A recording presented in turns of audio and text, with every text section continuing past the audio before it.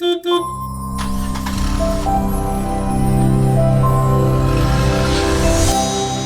guys, it's Lee from GoGallivanting, and I am going to give you a show round of the Roller Team Auto Roller 747, aptly named because it is 7.47 meters long.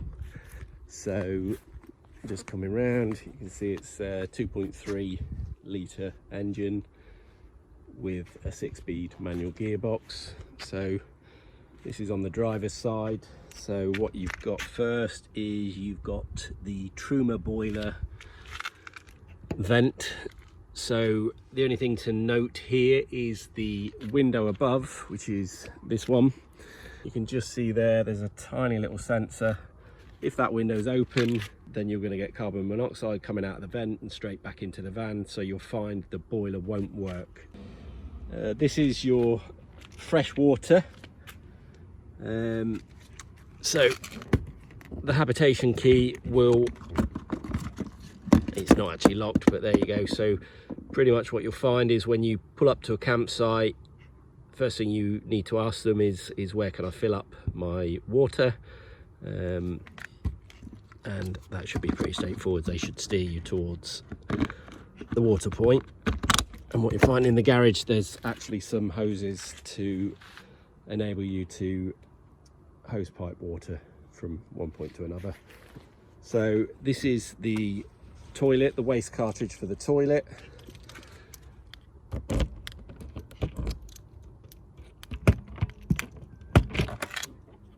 So basically that'll always be clean when you take the vehicle, and we'd expect it to be clean when it's returned. And it is really straightforward, guys. So basically lift up the blue catch, slide out the cartridge, turn that around, unscrew this, and basically go and find your Elson point on your campsite or wherever you're staying, and basically empty your waste, pop it back in, and that's it. So what you'll also find is there is some Elson blue fluid supplied with the motorhome, so you'll need to make sure that you put 3 litres of water and the Elson blue fluid in, so that your toilet doesn't overflow. And there's also a light within the toilet, so you'll notice at the minute that's green, which means the cartridge is empty. If that starts to go red, then that's when you need to change your toilet cartridge. At the back of the vehicle, you can see we've got garage space. So again, habitation key does all of the separate locks. You just twist those. What you've got up here is you've got little retaining clips here. You can actually just pop that on there, which will keep that open when you're unloading and loading all your wares. The garage is quite full at the minute, guys, because the van's going out next week. So you can see this will be included with the rental. You've got 4 chairs, a table, an outdoor gas barbecue, hose pipe, the beddings. So it's actually a double garage. So the bedding is on the other side, but also your electric hookup points in there as well. So pretty much everything you're going to need for a few nice days away, a week away, whatever it is you're looking to do. Okay, so I'll just pop that back down. So coming around the back, you've got a bike rack for 4 bikes. Pretty straightforward. This just drops down, and then strap your bikes on using these and attach them using bungees. Now there are a couple of bungees in the garage, but it might be that you want to bring some more just to secure whatever it is that you might want to bring your bikes.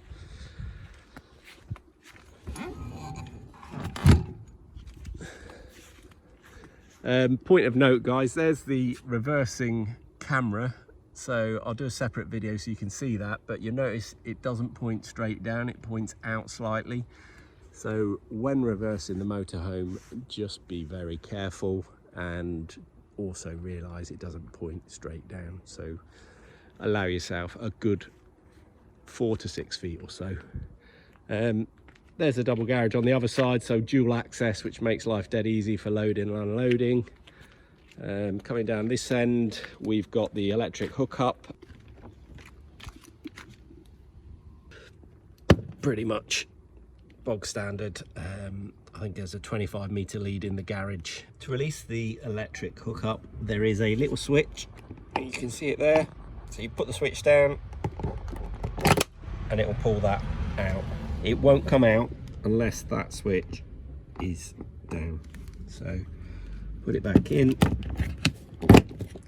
Pretty straightforward. That's you hooked up, 240 volts, and out. These are just vents for your cooker and fridge. And this one here, guys, this is your gas. So this is your gas locker.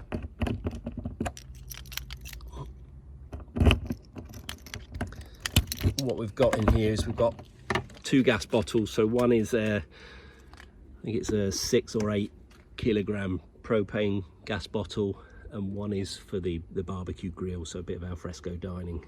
So what you'll find, or what you need to know here, is you can see on top of here, it actually tells you which way to turn it.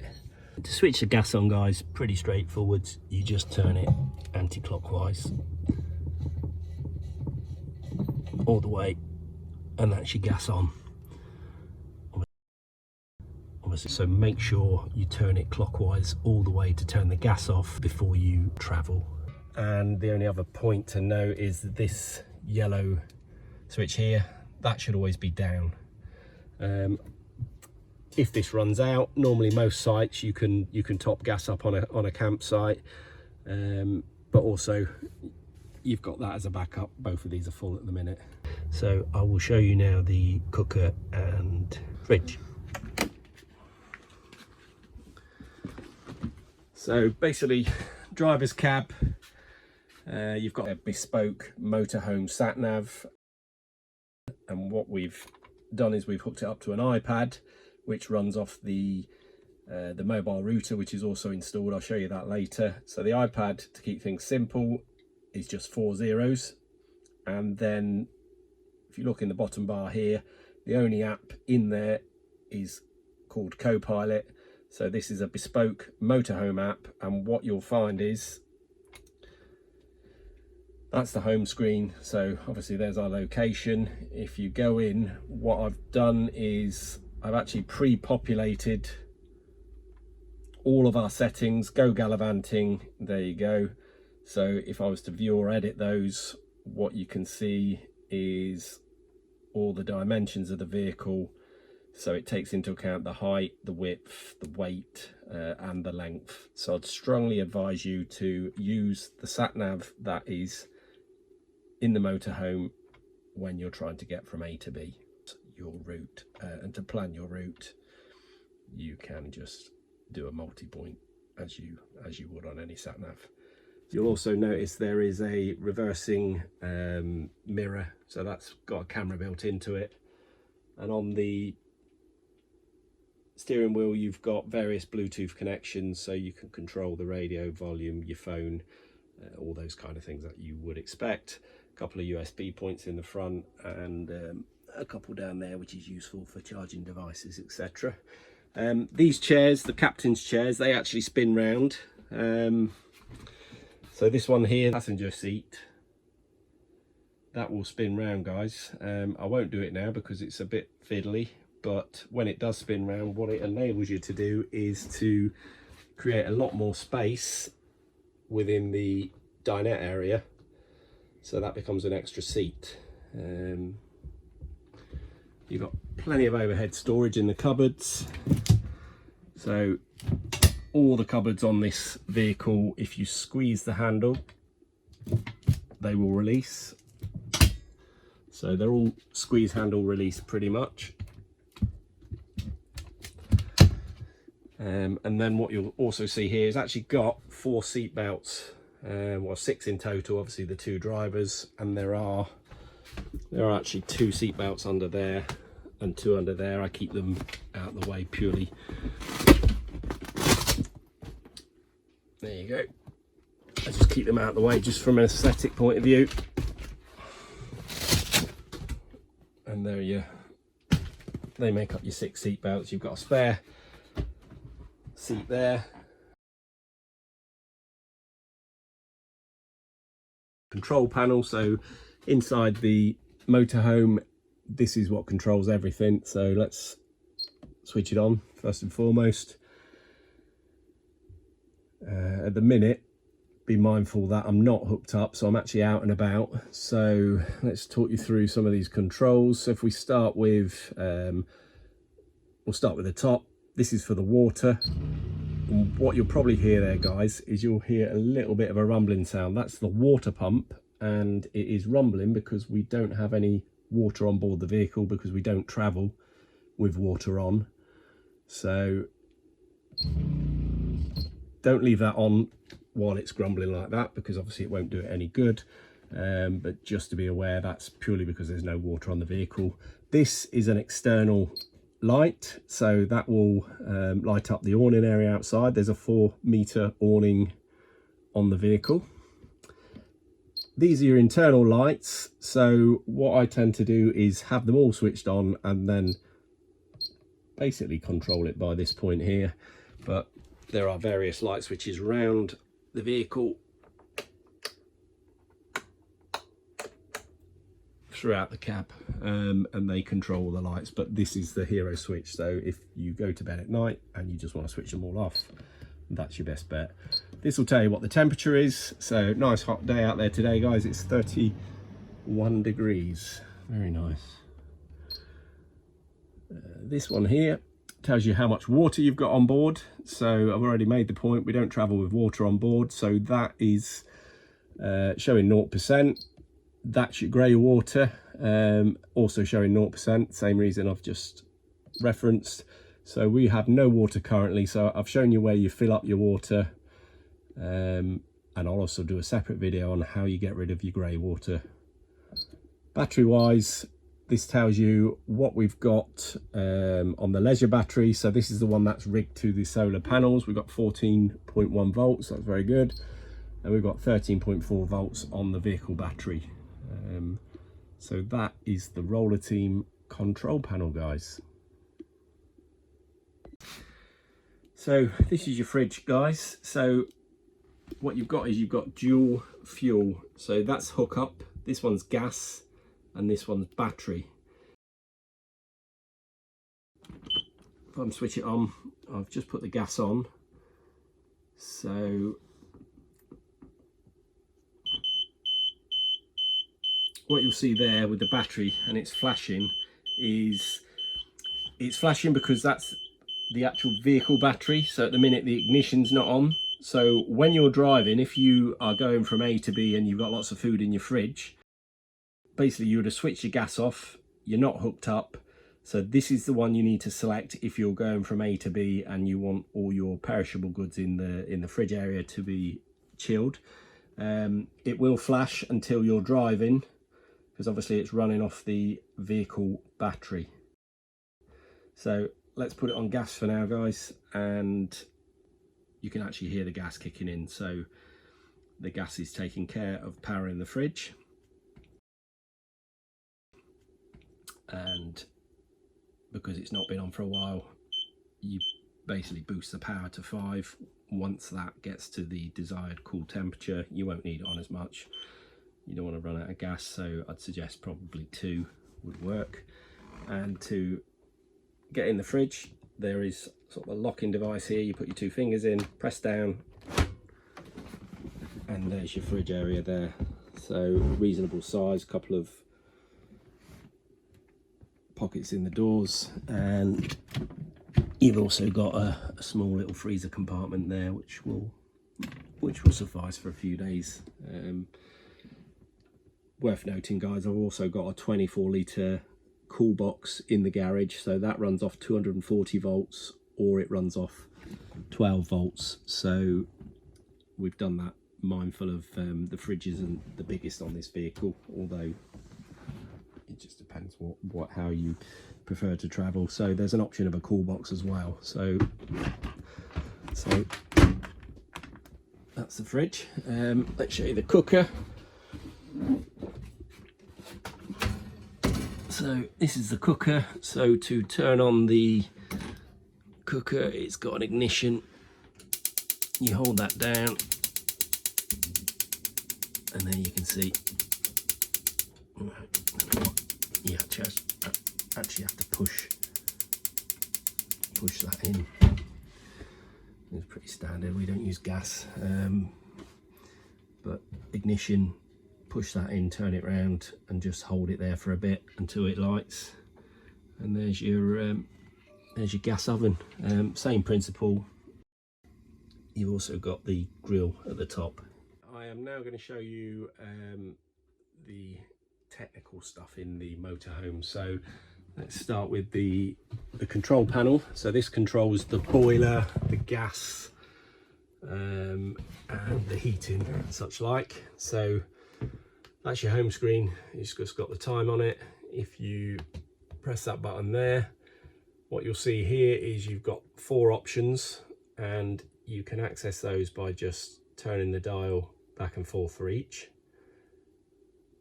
Useful thing to remember, guys, is anything under this line is ready to be set. Once you set it, it will jump up above the line, which means it's on. So I'll show you what I mean. So at the minute, temperature of the van, so this is your gas heating, is off. So if you want it at 21, you can have it at 21. And it will be flashing because it's not at that desired temperature yet, so it will stop flashing when it gets to 21 degrees, and you can see the gas has kicked in there. So let's go across to this one. This is your water. So you've got various settings for your water. So eco's fine. So if you want to conserve your gas, eco's fine. When you get up in the morning and you want a hot shower, you might want to just put it on boost. And again, it will flash purely because it's going to need 10 minutes or so to get to the sort of temperature you want to have a nice hot shower. So I'm just going to go back and turn these off as I go. It's a hot day today and I don't really want to be sweating in the van. So all off at the top.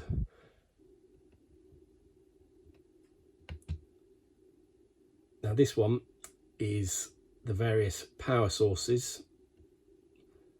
So the one to remember, guys, is pretty much put it on EL2, which is electric. So when you're at a site and you're hooked up, EL2 is your preference. You don't need to be using any other one. I did hear from the dealer that somebody was drawing too much power on the site. So EL2 is purely electric, so that's when you're hooked up. If for some reason you're finding that things aren't working, it's probably because you're trying to draw too much power, you've got too many appliances on. You might need to put it on mix 2, which would be a mix of gas and electric. So because it's a smart meter, this the control panel will split probably something like the fridge, so that you can, your power's not restricted. And the last one is to get your vents blowing. So there's vents all the way around the van, so pretty much you can have the temperature controlled as you'd like it. There you go, guys, that's the control panels. So this is your U-shaped lounge area, and what you've got is you've got a nice sized TV, which if you unscrew that there, it will slide up and down. I'm not going to do it now, guys, because I've got a camera in one hand, but that will go up and down to your preferred height. I actually find if you look at the size, it's just about touching the cupboard. So what you'll find is if you need to access the cupboard for whatever reason, it's probably better you just keep the TV there. The only other thing to reference is it's got a locking point here. Can you see that? That's a locking point there. So if you take that locking point off, the TV will come out, and it is on a sort of swivel and rotate TV stand, but make sure that's locked so that it doesn't fly out when you're driving.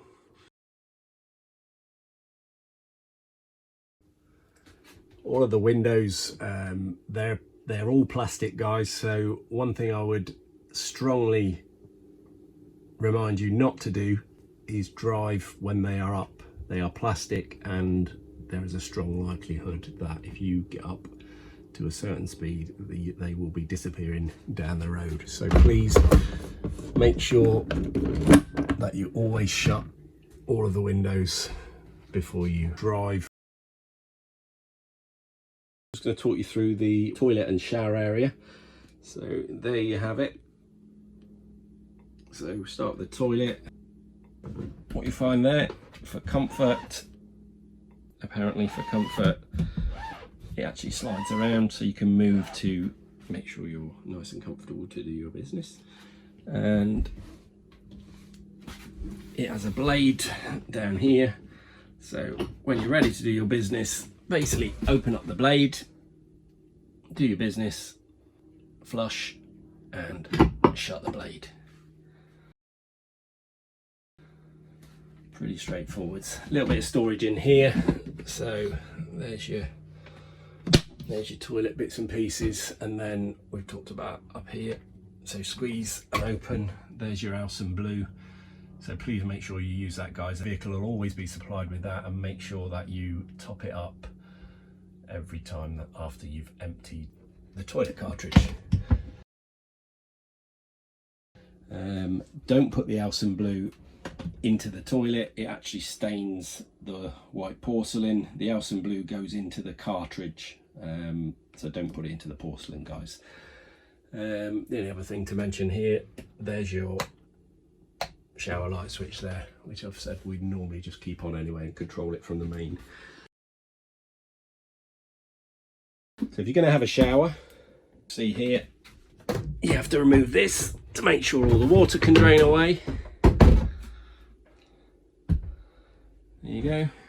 And here's your sink area, and what they've done on this, which I think is quite clever, is there's your sink,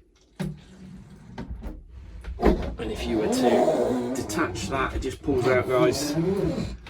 That then clips up into here and will double up as your shower, and when you're finished, that will actually just retract into there again. So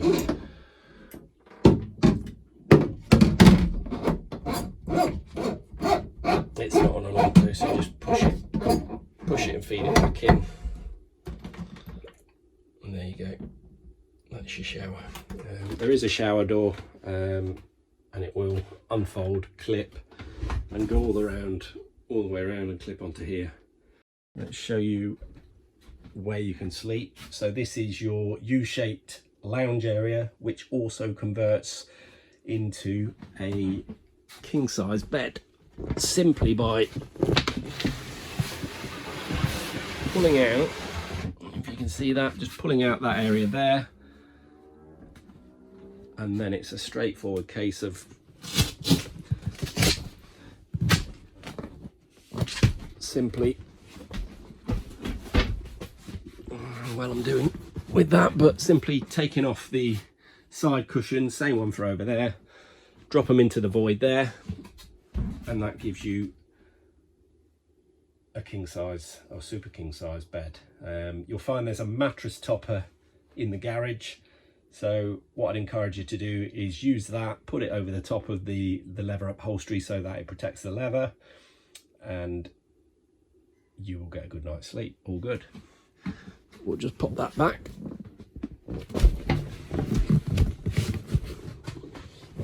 You see everything's velcroed on pretty much, so it all just sits back where it should do. I don't know if you saw this, but that's just on a set of rollers, and that'll just go straight back where it wants to go. Another point of note while we're here is a couple of bits of storage. So under there, that's actually for the bedding and the dinette,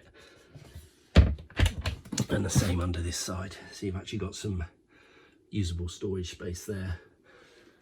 Let's show you the electric drop down bed now. Dead simple. This will work off the leisure battery on the motorhome, so you don't actually even need any power on. The only thing you need to be mindful of, guys, so that's the electric drop down bed. It's already got a mattress topper and duvet sat up there. We tend to leave that up there. The only thing you need to do is this cushion here. So again, on a Velcro, just drop that off, because the bed, you can see, drops down to this point here, and it will squash the cushion if you don't take that off. So just keep your finger on it, guys, and the bed will come down, and you can see why we've took that cushion off. And there you go. There's another double bed option. One thing to bear in mind is you have these safety nets, which these are tucked away. So if you've got young children and you want them to be, or you want to make sure they don't fall out of bed, you can see it's clipped over on the other side already. But you basically, there's three clipping points on the ceiling. There's one that side, I don't know if you can see it. Just clip those on, guys, and that'll stop any little ones falling out of bed. One thing to bear in mind with the drop down bed, guys, is please don't climb on any of the furniture to get into the bed. There is a ladder supplied, it's in the garage, and the ladder will hook onto here, and that is basically there to make sure that your weight is evenly distributed when you get onto the bed. If you don't use the ladder, what you'll find is you'll probably displace the roller system, which is on either side, and if that happens and the bed doesn't function properly, that could be quite a costly repair bill. So when you pop the bed up, just take it up past the roller team control panel and no higher. What you don't want to be doing is squashing it. I actually prefer to leave it down to get a bit of air circulating up there.